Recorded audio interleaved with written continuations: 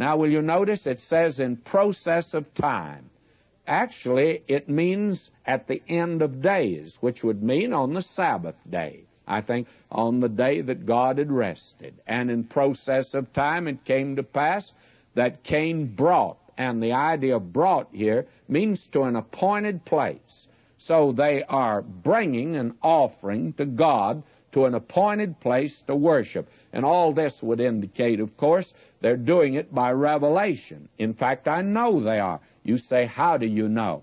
Well, if when we turn to the 11th chapter of Hebrews, we read, by faith Abel offered unto God a more excellent sacrifice than Cain. By faith. How could he offer it by faith? Well, faith cometh by hearing, hearing by the word of God. So God had to give his word about this, or this boy could never have come by faith. And that's the way he came. Now, the other boy didn't come that way. But we find here that Cain brought the fruit of the ground. And there's nothing wrong with the fruit. Don't think that he brought the leftovers. He's not giving old clothes to the mission now. I think that the fruit he brought would have won the blue ribbon in any county fair or state fair in the country. He brought delicious fruit, and he brought that as an offering to the Lord.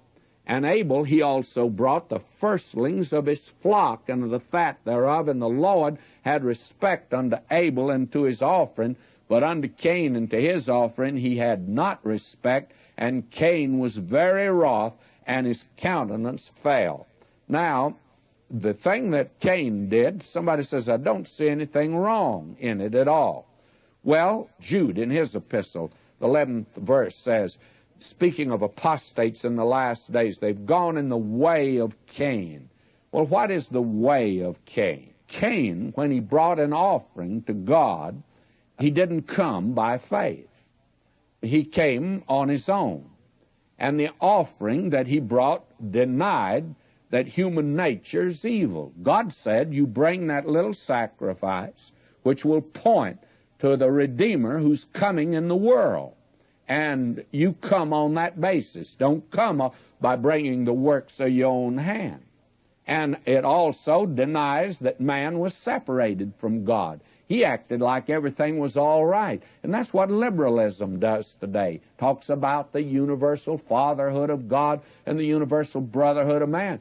Friends, things are not all right with us today. We're not born children of God. We're born again children of God. Man is separated from God. Cain refused to recognize that, and multitudes today refuse to do that. Then the third thing, he denied that man cannot offer works to God.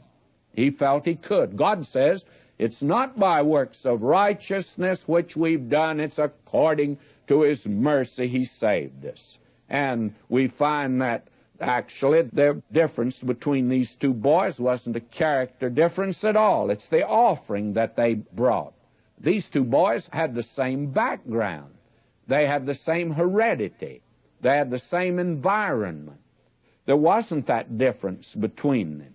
Don't tell me that Cain got his bad disposition from an alcoholic uncle. He didn't have an uncle. And don't say that Abel got his from a very fine aunt on his mother's side. The other was on the father's side, of course.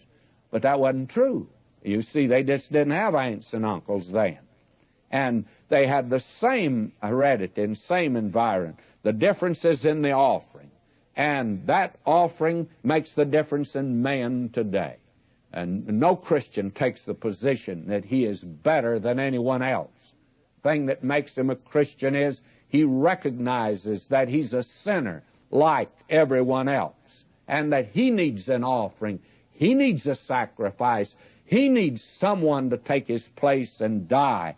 And Paul says in Romans 3:26, whom God has set forth to be a propitiation through faith in his blood.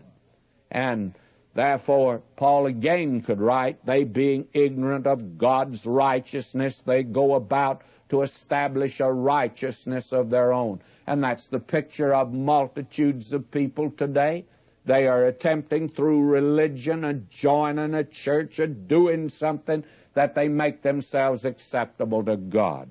May I say, God's righteousness can only come to you because you have to have a perfect one.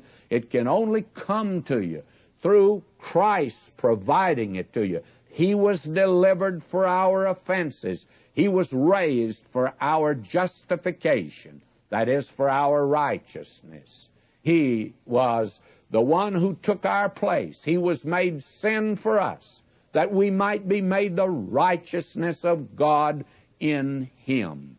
And that's the righteousness. Paul says that I might be found in Him, not having mine own righteousness. That's Cain. But the righteousness which is by faith in Jesus Christ. That's Abel, if you please. Why did Cain get angry?